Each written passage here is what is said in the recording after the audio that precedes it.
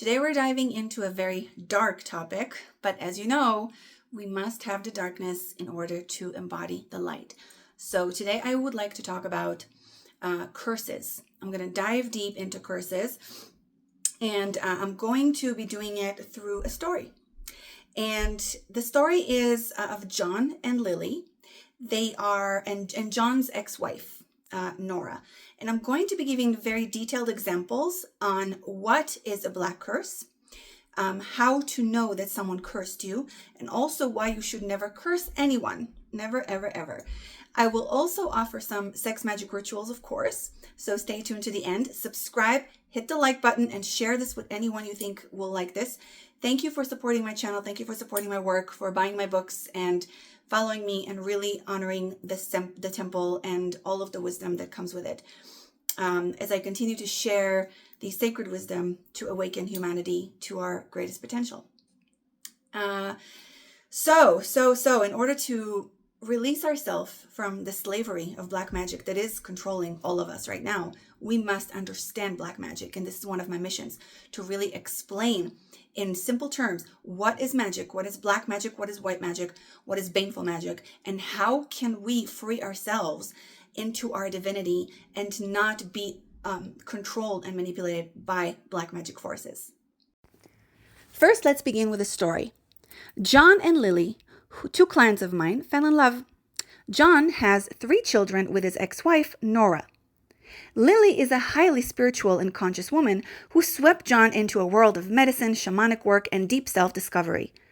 After 20 years of marriage and a 9-to-5 job, John chose to quit and follow a different path with Lily. With Lily by his side, he rediscovered a whole new part of himself, embracing freedom and exploring new forms of self-expression. Nora, his ex-wife, although she has a new partner herself, is not happy about the fact that John is no longer available to meet all of her needs. She is deeply jealous of Lily.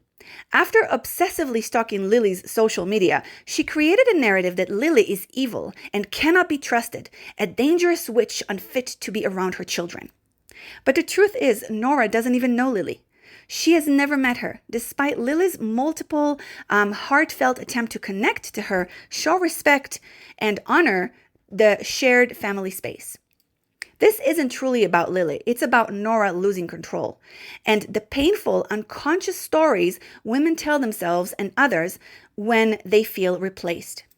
So now with Nora, unwilling to face her own shadow and not really knowing that she is a toxic feminine right now, consumed by jealousy and completely identified with the story she's created about Lily, that Lily is evil, something shifted in her.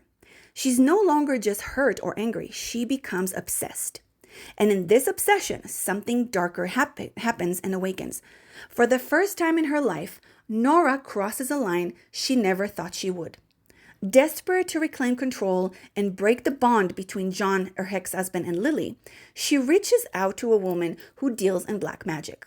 A practitioner who claims she can curse Lily and energetically sever the connection between her and John. She basically wants to break them up. Nora, blinded by her pain and driven by fear and ego, pays for the curse, believing it will protect her children and restore her sense of power. But what she doesn't realize is this. When a woman operates from her wound and not her womb, she becomes dangerous, not to others, but to herself. When she invokes shadow without healing, she becomes the spell. So Nora became the evil one. And when love is attacked through fear, the universe listens, but not in the way she hopes. We will come back to this story soon, so stay till the end. So in many spiritual circles, there's a common belief that curses are not real, that no one can harm you energetically unless you allow it. This perspective is rooted in the idea of sovereignty, which is not wrong. The notion that we are the creators of our own reality. And while this is true, like I said, it overlooks a deeper, more complex reality. We live in a multidimensional universe, as I always say, where energy flows between us, whether we acknowledge it or not. Everything in existence is connected. Our thoughts, emotions, and actions ripple through the web of creation, affecting others in ways both seen and unseen. Just as love, healing, and blessings can be transmitted across time and space, so can fear, resentment, and harmful intent. Whether consciously or unconsciously, people direct energy towards others all the time. A curse is simply a focused energy infused with a strong intent and emotion. And in a universe where intention shapes reality, such forces can and do manifest. So whether you like to believe it or not, curses are real. But there is a way to manipulate these energies. You can manipulate to good or bad. Manipulation is not bad. It's just how you use the transmutation of energy and life force and your own emotions, etc., etc. So many who deny the reality of curses do so because they misunderstand the nature of energy. They assume that if they don't believe in curses, they are immune to it. But energy is not dependent on belief. It simply is, okay? So just as gravity exists whether you acknowledge it or not, so does the law of energetic exchange. Some souls, particularly those on a path of evolution, may even attract curses as catalysts for growth. So this means that even a very, very high spiritual soul will attract a curse because that is the right thing for it to help it evolve. This is the right lesson, so to speak, for the evolution of the soul. Like me, like myself, for example, my soul has chosen to walk through the path of dealing with a lot of external curses and dark energies thrown at me throughout my life, because that was what I needed in order to become the highest version of myself that I can be. So this is not for everyone. I'm saying this is one way that a curse can manifest in someone's journey. So these challenges can serve as initiations, forcing us to clear karma, reclaim sovereignty, and shift to a higher timeline. To dismiss the existence of curses is to deny the full spectrum of spiritual reality. Instead, we must recognize them for what they are: expressions of energy that can be transmuted, healed, and even used as stepping stones to greater power and wisdom. So we can use these energies if we know how to use magic and energies. So this is why I'm here to teach you.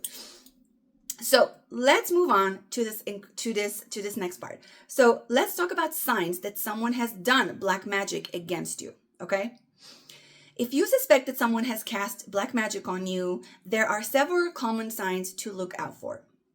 So let's talk about the physical and mental signs first of all. Unexplained fatigue, extreme lack of energy even after resting. Recurrent nightmares or bad dreams. This is a big one. If you got like a week long of nightmares or bad dreams, that's a big sign, especially involving threatening figures, snakes, darkness, or attacks. And again, not that snakes are bad. I have a snake on me. Snakes can be the medicine, but I'm just giving you one example. You know, if deep fears of yours that may come up in dreams. Dreams that you wake up from in the morning and you just can't breathe and it shakes up your whole body. Those kind of nightmares. Sudden and unexplained pains, especially in the head, stomach, or back, or a specific part of the body that just keeps repeating itself without any reason for it to be. A feeling of heaviness or being watched, as if something is pressing down on you or following you. If you are sensitive, you can literally feel a negative energy penetrating you. Extreme mood swings, depression, anxiety, or anger without a clear reason. Sudden financial difficulties without any explainable reason, unexplainable loss, struggles at work or in business, etc. And continuous bad luck. You know, sometimes just continuous bad luck. Everything seems to go wrong, or even when you do everything right. Now let's talk about the external and energetic signs that someone has put a curse on you. Number one, finding strange object near your home or on your body, such as like a bowl with odd liquids or feathers or tied strings or bones or dolls with needles or stuff like that. All kinds of things. Objects breaking, especially those that you hold a dear significance to, like a necklace or an amulet, something that's really dear to you and it just breaks all of a sudden. A strange atmosphere in your home, like plants dying without a reason, or a heavy, uncomfortable feeling in certain rooms. Feeling like something is attached to you, as if someone is blocking your progress or your energy is stuck. Animals behaving strangely around you, dogs barking at you for no reason, cats avoiding you. If you're like a really, really good person and animals are always drawn to you. All of a sudden a dog will that's what happened when someone cursed me. I had horrible nightmares for a whole week. A very important amulet of mine broke, and animals love me. All animals literally are drawn to me and love me, and an animal would be super attacking to other people, but to me they would come and like cuddle with me. I had a dog literally attack me for no reason in the middle of the street. So these are signs of someone cursing you, okay? So in our story with John, Lily, and Nora, this is what happened. Nora, who placed the curse upon Lily, and she wanted to break up Lily and John. What happened was Nora, Lily, so many things happened to her. They started a huge fight one day, Lily and John, out of the blue, without any reason. And there was a reason, but the fire that went on between them was so bad and so unexplainable that Lily had to call the police. John was taken to the police station. That never happened to him before. John was actually taken to the police station and got arrested. Now, when he got arrested, it affected his livelihood, and then he made less money, which came back to Nora because he has to pay forgot the word in English, child support to his ex-wife, to Nora. And so you see how the curse did not just hurt Lily and John. The curse actually Lily was the one who's least affected by it. She broke up with John, but she went on with her life and found a better man. But John was affected most, and the one that was affected the most was actually Nora. Not only that her children were affected by this black energy that she created around the house, but she also created a huge karma for herself and for John, because John hurt Lily in that fight so much that he created a whole karma for himself. So basically, Nora ended up hurting herself, her ex-husband, and her children the most. And the one and Lily, because she was such a divine, wonderful, divine, spiritual woman, she was more, her energy was more, her frequency was more elevated. She had a horrible experience, yes, but she moved on pretty quickly, and she was very protected by the dark curse. So she moved on with her life, but the curse backfired so much. And I want you to understand that any curse, any negative energy you are going to send to anyone else is going to backfire. You are going to, even if you don't see it right away, sometimes you're going to see it years in the future, but it will backfire, and you will create a negative energy and a karma in your life. What can you do if you suspect black magic? Let's begin with that. So number one, energetic cleansing, which is good all the time. Whether you have a curse or not, always make sure you're in the highest frequency and always cleanse your energy. Salt baths, sage smudging, prayers or meditation to remove negative energy. I can post another video or ritual if you want for cleansing from a curse. Let me know down below in the comments if you want to. There are many ways, but you should focus on raising your frequency, okay? Do not eat animal products. Do not sleep with anyone. Make sure you are very protective of your of your energy. Okay.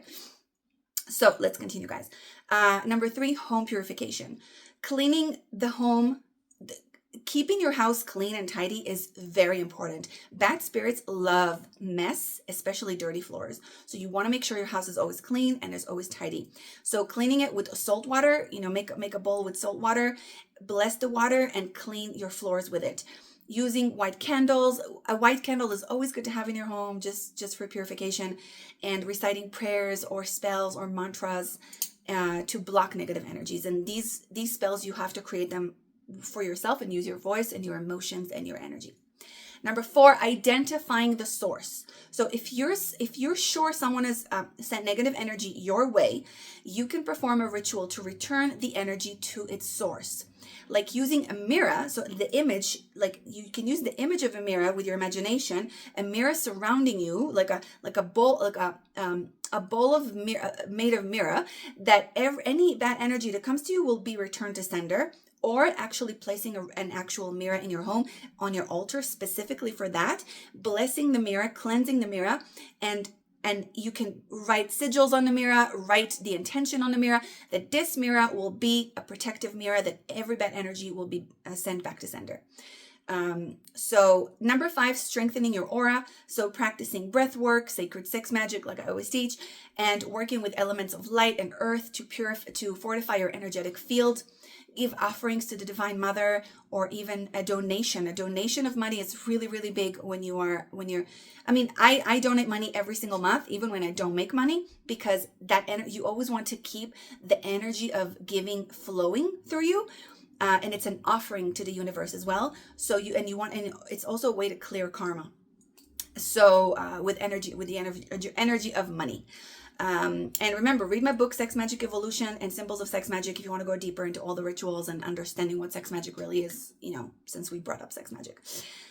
All right, so let's talk about some sex magic rituals. Later on, we're going to continue with our story and learn more vital importance, so stay tuned. But let's start with some very simple, very basic sex magic rituals. So the Sacred Union Purification Ritual. We can use the force of Sacred Union to restore balance and protection. If you do it solo, connect with your own inner masculine and feminine forces through breath, intention, and visualization. See them merging in golden light, dissolving any external influences. If you're doing this with a partner, use conscious lovemaking as a sacred anointing ritual to amplify your protective field. Envision your partner's energy shielding you as you both rise into ecstatic frequencies where no curse can exist. This is why, again, it's very vital in a sacred sexual union to always keep your energy at the highest frequency. Make sure you guys are not eating animal products, because that is black magic. It's blood sacrifice. And keep your house clean, keep your intentions pure, and speak truth to each other, even if it hurts. Speaking truth to one another as partners really amplifies your frequency and keeps you protected from negative energies. Number 2, rewriting the curse with sex magic. So, just as spells and intentions create reality, curses are simply distorted manifestations of energy. So rewriting the spell using sex magic, you're going to enter an altered state. You can do a deep trance or a self-pleasuring practice.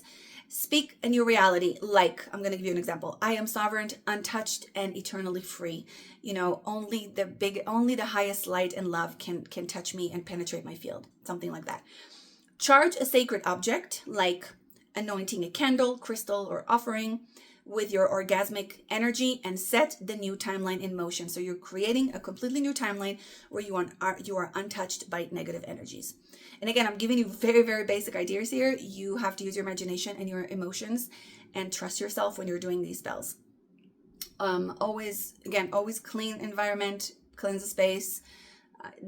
Try to have no mirrors in the space unless it's that one mirror we talked about for this specific spell. Cleanse all mirrors in your house. I do this before every ceremony I do with couples and people.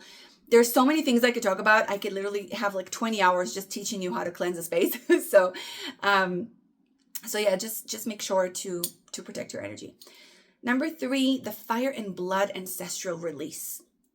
So if the curse has any ancestral roots that you're feeling, a womb release ritual with fire can transmute it. So writing down the limiting belief or ancestral chain you feel bound to.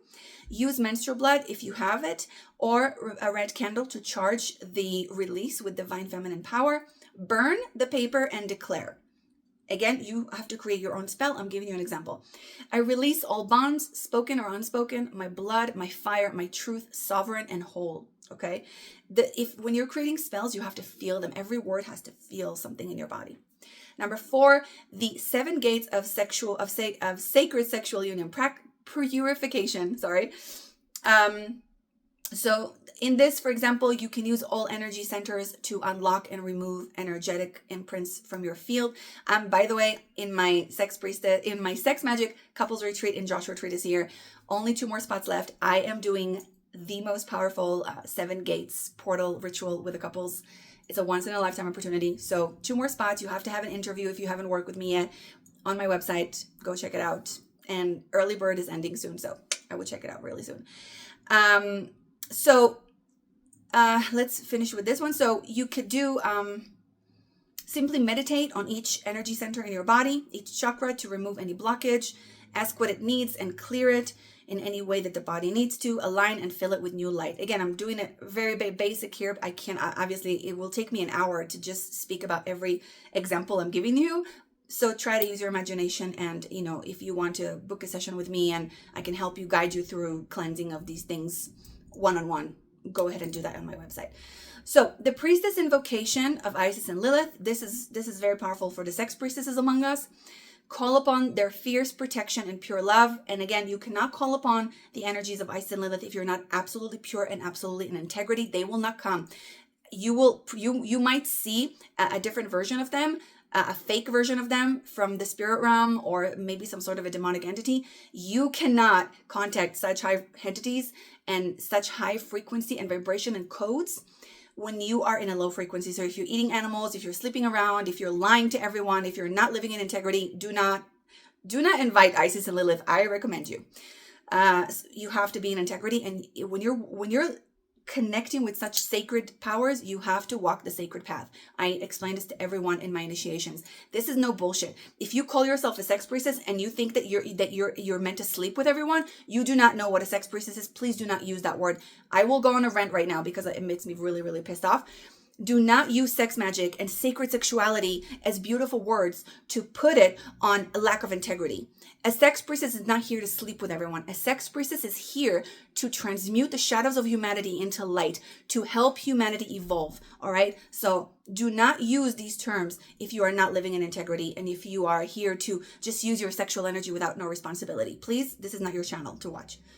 All right. So, the ultimate money spell for curse breaking.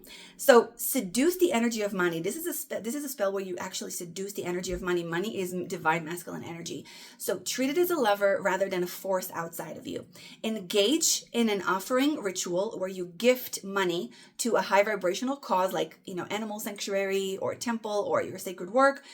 This act reverses any spell aimed at blocking your flow, if this is a curse that affects your money. So there are many things that I can still talk about, but I'm trying to keep this video as short as possible. So why you should never curse anyone. Super important. Let's get into that. Let me get a sip of water, please. Always bless your water.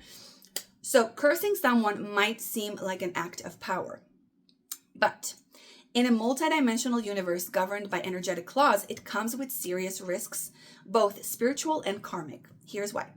Number one, the law of return, energetic reciprocity.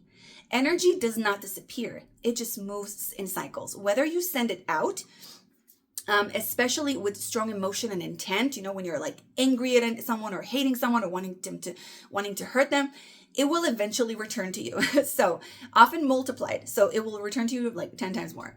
Some traditions call this the rule of 3, but regardless of belief, curses create energetic cords that keep you tied to the person you wish to harm. So if you curse someone, you're actually connecting yourself to them energetically. In our story that we talked about before, what Nora didn't understand when she was cursing was that black curses take on a life of their own once they are released. They are like demons. In fact, they are demons. When she cast a curse to separate her ex-husband from Lily, it didn't stop there.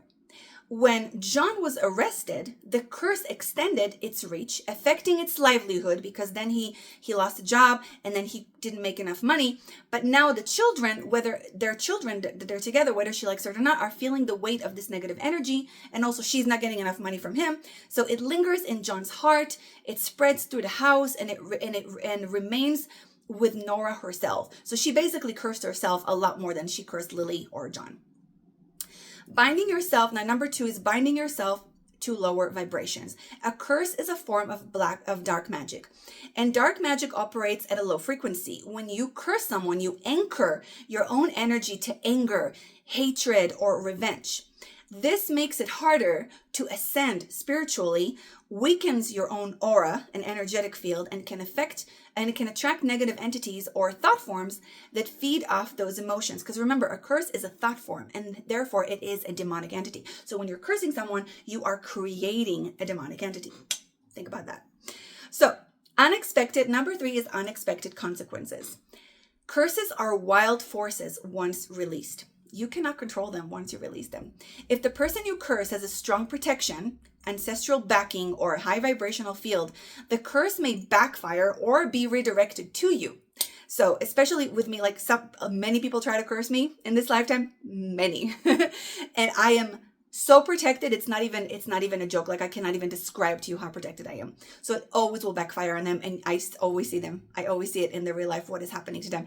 I actually, ironically enough, send a lot of protection energy to the people who curse me because I know what's coming to them. Like I know the karma that they created for themselves, and I am actually wanting to protect them. So long story, but just so you know, it's kind of funny. So the curse, again, may backfire or redirect to them. Sometimes a curse doesn't hit the intended target, but affects innocent people around them, leading to unintended karmic debt. So for example, in this story, Nora tried to curse Lily, but it affected John, and it also affected her own children. So look at how the curse, you cannot control it. When you're sending that kind of bad energy, you can't control it. Number 4 is energetic debt and karmic consequences. When you send harm, you accumulate karmic debt and karmic weight, okay? Even if you feel justified, the universe doesn't operate on personal emotions. It mirrors actions. So that means you could experience future setbacks, blockages, or misfortunes as a result of the energy that you put into motion, all right? Number 5 is spiritual vulnerability. Practicing cursing lowers your spiritual immunity. It can make you more susceptible to negative energy, psychic attacks, and even curses from others. Those who consistently engage in harmful magic often experience diminished intuition, chaotic energy fields, and spiritual paranoia. So another reason not to curse anyone. Number 6 is disrupting your divine timeline. Cursing someone binds you to them energetically. Instead of moving towards your highest destiny, you remain entangled in their karma, slowing your evolution. High priestesses, witches, and advanced magicians know that the ultimate power lies in transformation, not in destruction. So a real witch and a wizard, like a true good witch, will know that it's not about cursing someone else or harming someone else. It's about you're going within and transmuting your own shadows and evolving as a human being as best as you can. So just to finalize this, what is the alternative to cursing someone? Instead of cursing, consider redirecting or neutralizing the energy. Banishing rituals, mirror spells, reflecting energy back, and sovereignty invocation to free yourself and to become a sovereign being and a divine being can help you reclaim power without lowering your vibration. True mastery lies in rising above, not sinking into energetic warfare. Do not go into energetic warfare because that's a war you cannot win, especially if you don't know what the fuck you're doing. So I hope that this makes sense. Please write me in the comment if you like this, if you have any questions. I'm not promising I can answer all of them, but I would love to hear from you. Have you been cursed? Have you been actually cursed by someone, or are you thinking of cursing someone? And what do you think about the story that I told you of my clients? This is a very powerful story, and I thought it was a great example for this video. So I love you all. I'm sending you much love. I am a priestess of the temple. I am a psychedelic witch, and I am here to serve humanity to its greatest evolution. Please check out my books, my retreat that's coming, and my both retreat, one in Mexico next year, and my programs and my private ceremonies that I only have a few times a year for a few people. They are private medicine ceremonies with myself. So I love you very much, and I will see you in the next video. Please subscribe, like, and share so I can continue making these videos and share the work of the temple. And may the goddess bless you all.